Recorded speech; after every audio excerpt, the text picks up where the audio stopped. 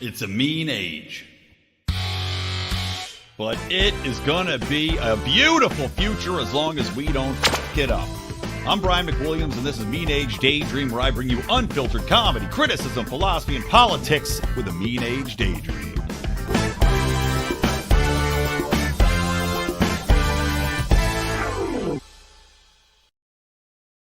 Welcome, everybody. Welcome to 2024. I am your lovely host, Brian McWilliams, and I am, yes, still feeling the impact of my celebratory ways, having gone out, really one of those weird things, right? You go out. I had plans that were very tame for New Year's Eve, but I started drinking early, watching the Eagles game, never stopped. And then rolled right into New Year's Day, where a good friend of mine, my realtor, has a chili cook-off, which I did not win. Very upset, but my own fault, because could not find the ingredients. I made an Irish hangover chili, which was delicious. Put 2 cans of Guinness in there, some short ribs, some prime beef chuck, cut real thin. It was delicious, but didn't have enough time to really simmer down, and chili needs that time. But it was pretty funny walking through the Vons at, I don't even know, 9:30 a.m. with my sunglasses on, looking like the Big Lebowski, just abiding. That was what I did all day yesterday. I abided by the rules of my liver, and it was going to keep me alive during the day. So anyway, welcome guys to the first Mean Age Daydream of 2024. I wanted to talk about a takeaway, and I didn't want to do a whole show of takeaways. It's kind of a hackneyed format. Everybody kind of does the same thing there. But one thing really stood out to me from 2023 in particular, and that happens to coincide with Harvard's president, Claudine Gay. Very important. She's got that last name because it makes people think that she is gay, to the point where I was laughing at some idiot on Twitter who had posted that Harvard was a homophobic and racist organization for firing Claudine Gay, obviously buying into her last name and thinking that means she was actually gay. She is not. She has a husband, by the way. She is a black woman, however, which of course helped her along the way. But she's now resigned. The timing of this is a little interesting because I actually thought it would have taken longer. But when you now have, as I discussed on today's GMF rant that I do for our Patreon and local supporters, she now has over 50 counts of plagiarism that have been found, that have been alleged. There were 6 new ones brought today. So I guess that may have forced her hand, because I thought it was going to be more of a slow resignation. Give her time to cover face, give Harvard some time to get their story straight, to put their lies on paper as to why she's resigning, how this is, we didn't ask her to leave and we think she's doing a great job and we don't regret hiring her at all. Yeah, yada, yada, yada. So it was interesting to see that out of the blue today, boom, it dropped, she's out.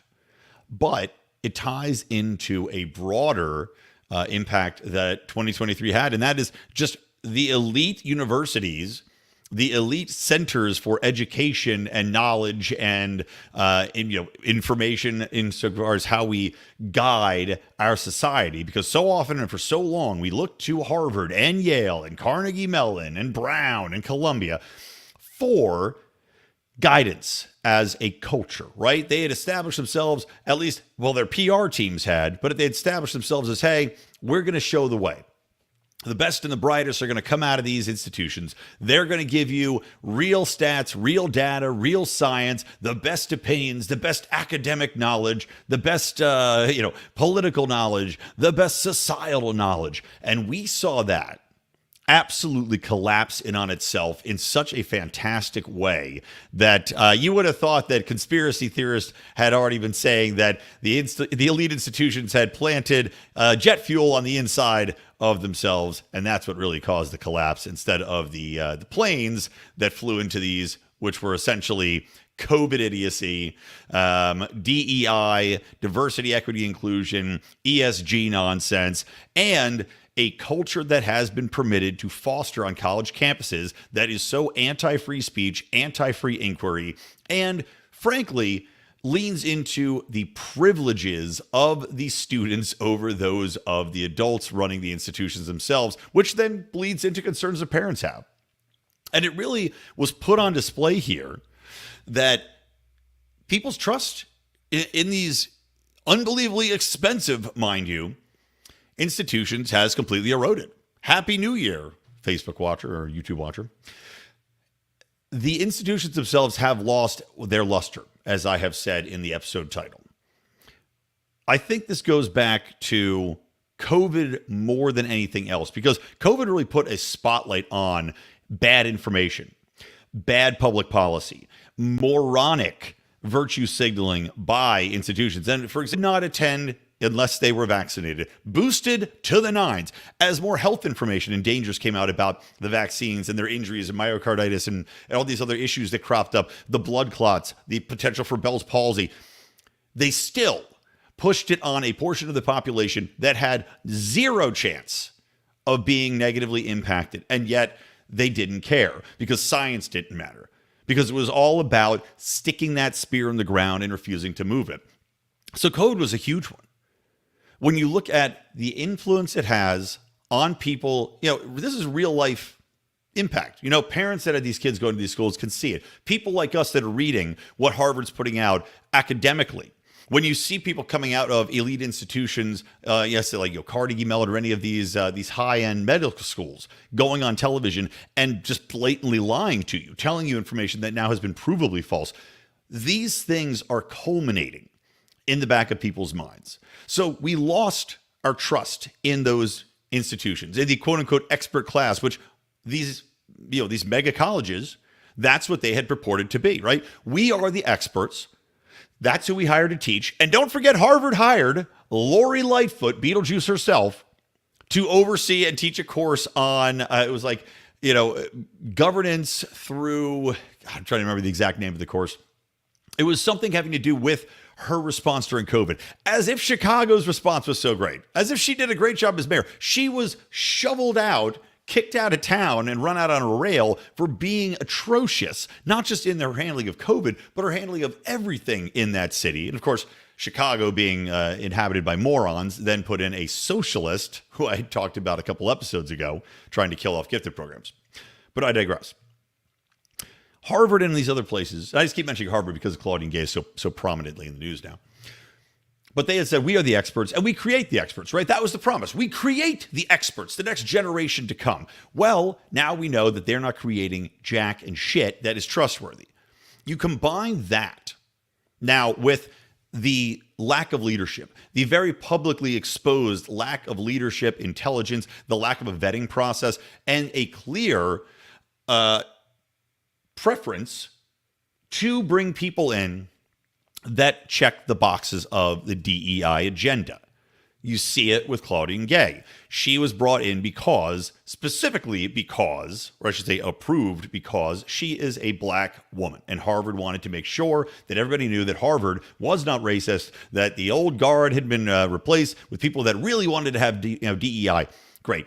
They're then, of course, the Supreme Court ruled that the affirmative action could not be in application on college campuses, that it was essentially a racist form of filtering out applicants, aka the way that Harvard and others had targeted and pushed aside Asian candidates in particular who were vastly qualified to go to that school, and instead pushed them aside for vastly lower scoring candidates that happened to check the boxes for black or Hispanic or whatever it might be, whatever categories they wanted to fill at the time.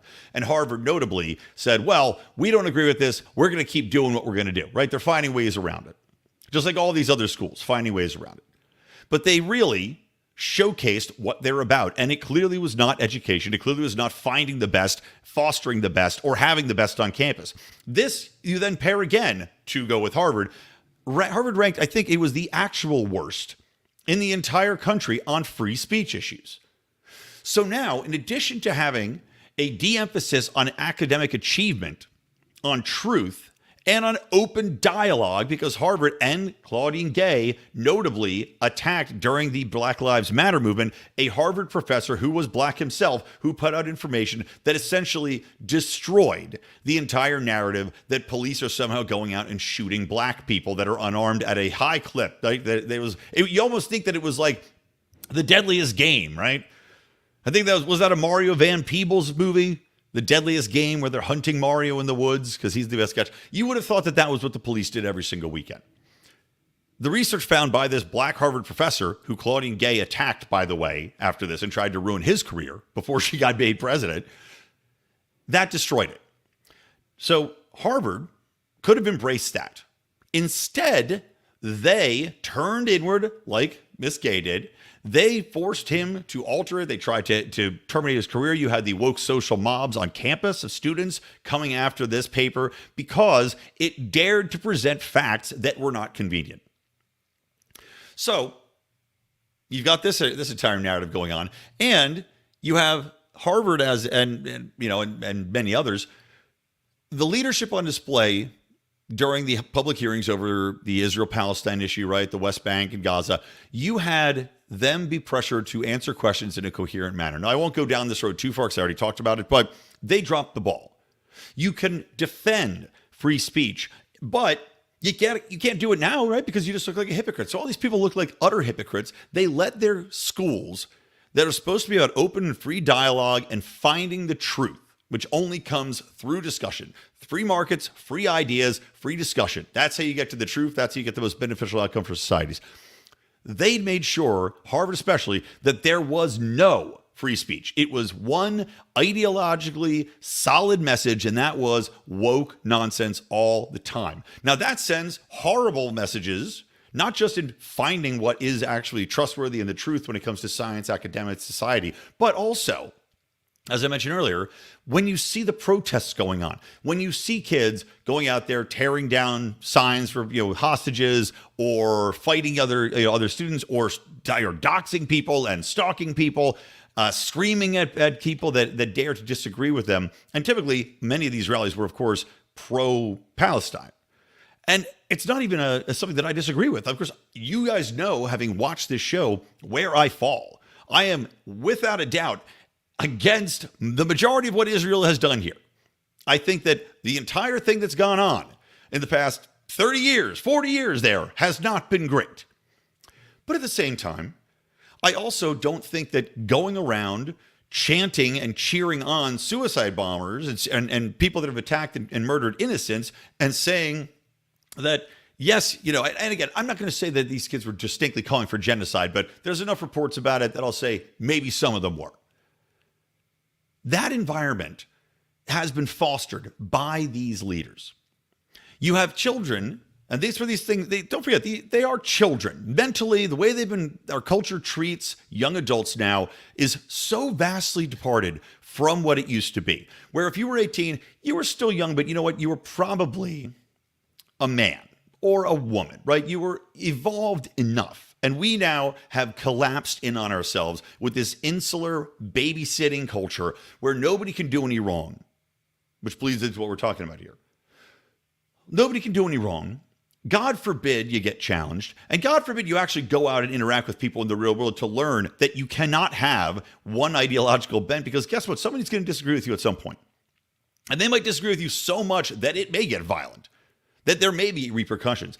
But these kids don't know that. And they don't want to know it. They don't want to have the conversation. You saw that on these campuses during the Black Lives Matter protests, during political seasons when they would shut down any dissenting voice that happened to not be completely in line with Democrat talking points and woke ideology. You saw that with these religious protests where these kids do not think there can be repercussions to their actions, no matter how egregious, violent, aggressive, stupid they are. These institutions don't seem to punish them.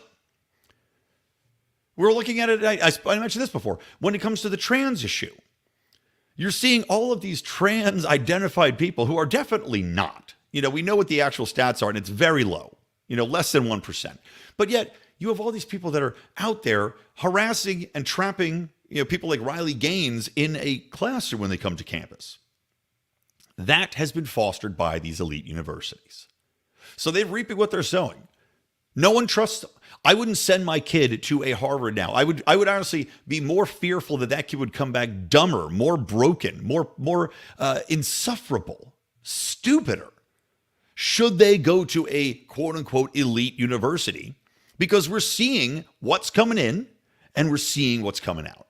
And there is zero that has been shown to any of us over the past year from these institutions to say that they've learned any lesson, right? That's, I guess, the biggest thing. There's no sense that these places have acknowledged that they're doing anything wrong, that they think they've gone down the wrong path, that they even know what the problems are. It's it's the epitome of the bubble at Harvard.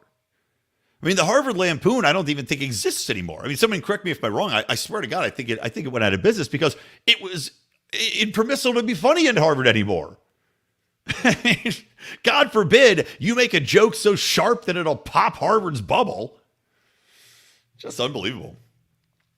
So that summation makes me very happy.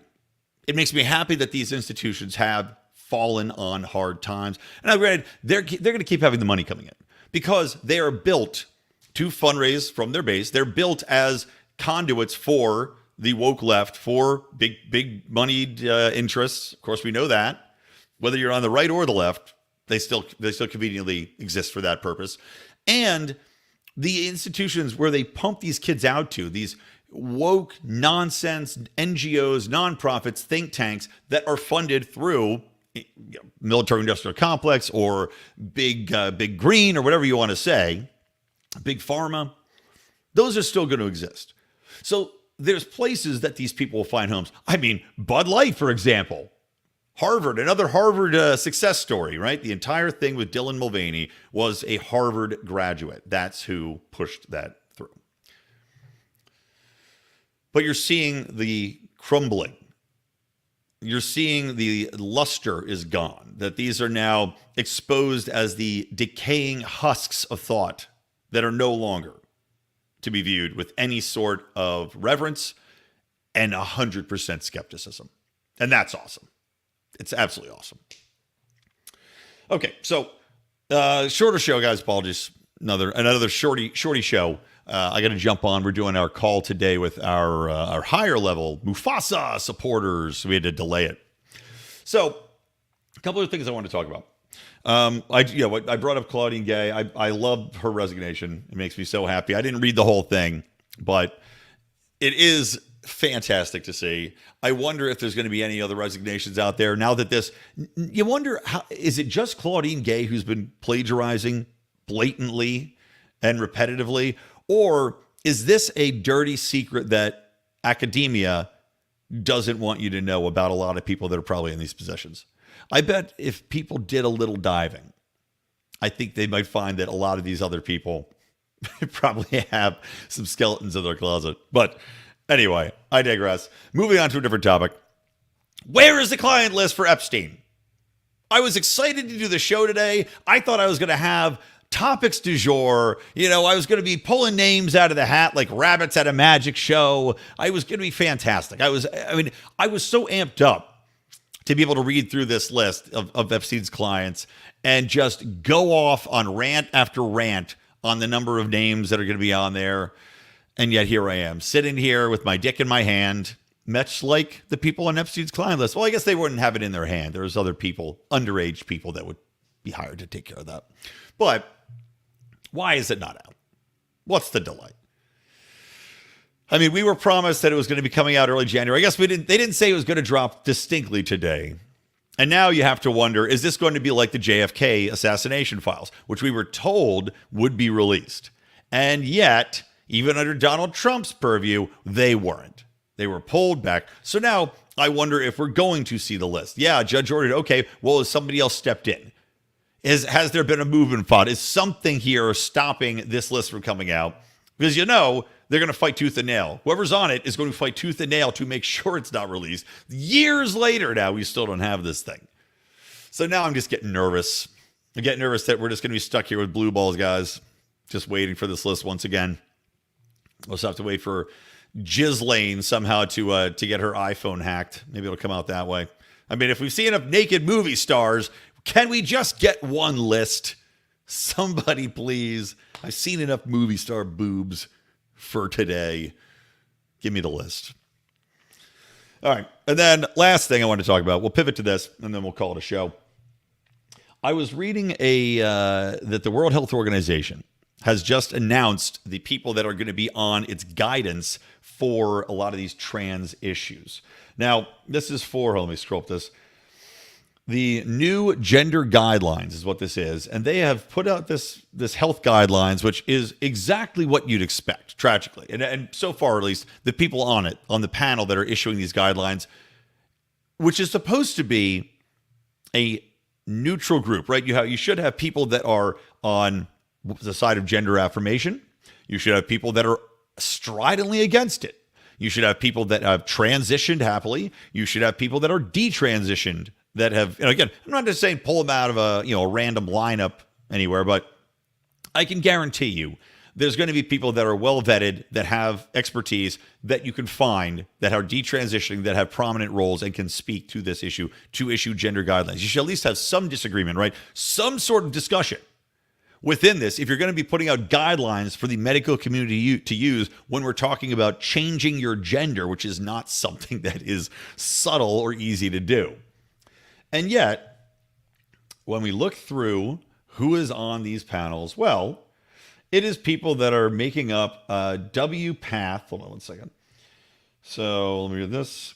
Okay, the proposed membership of the current guideline development group. And this is, by the way, I'll give this newsletter a shout out. It's a good newsletter. It's LGB United from the Distance. And Matt Osborne is the writer here. Although this one is a sub-author. Just a Canadian lawyer. So anyway, scrolling down here. So this group, proposed membership has 14 biographies published out of 21 members that have been revealed so far. Three former WPATH presidents, Walter Blockting, Gail Knudsen, and Walter Bowman. Two of them are co-authors of the WPATH Standards of Care. They also contributed to the latest edition.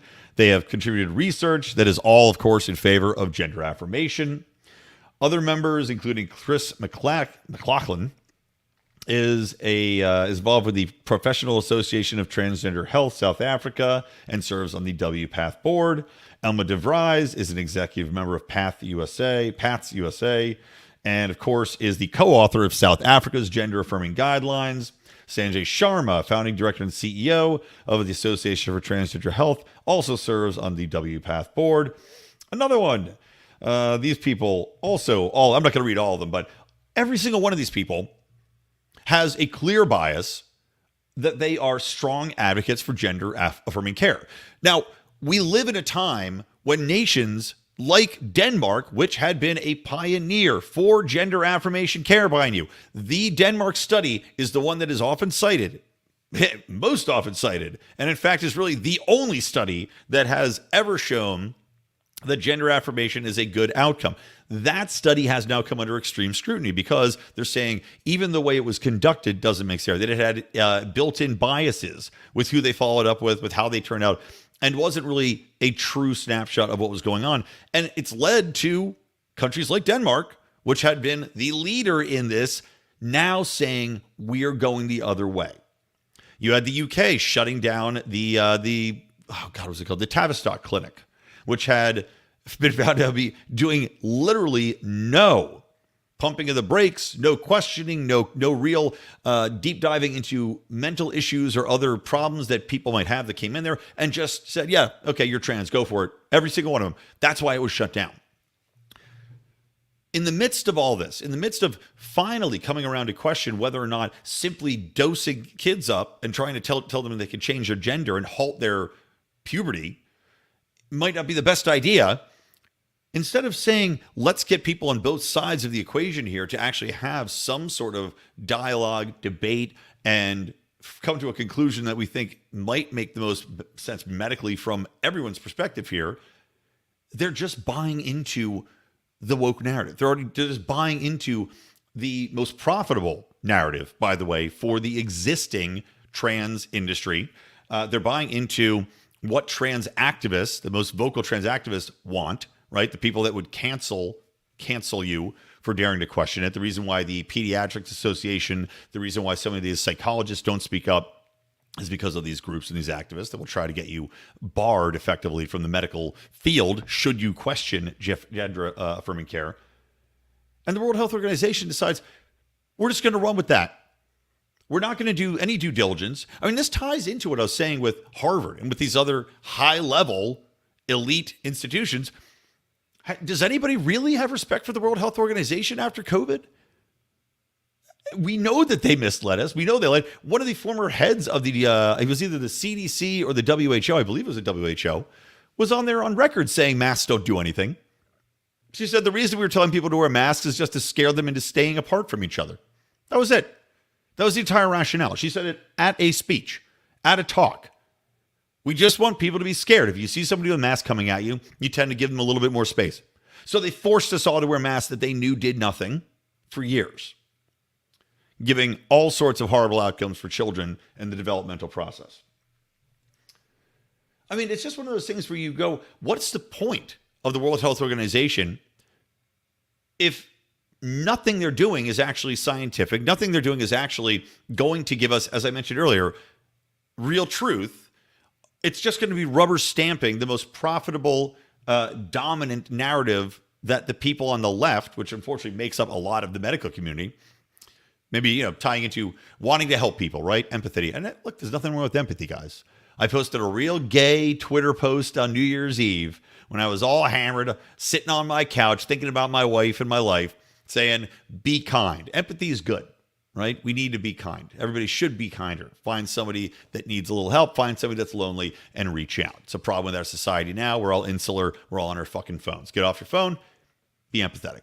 But at the same time, it's not empathy to completely deny any opinion that's outside of yours. And it's certainly not empathy to ignore scientific outcomes for children that may be irrevocably changing their lives. That's not empathetic.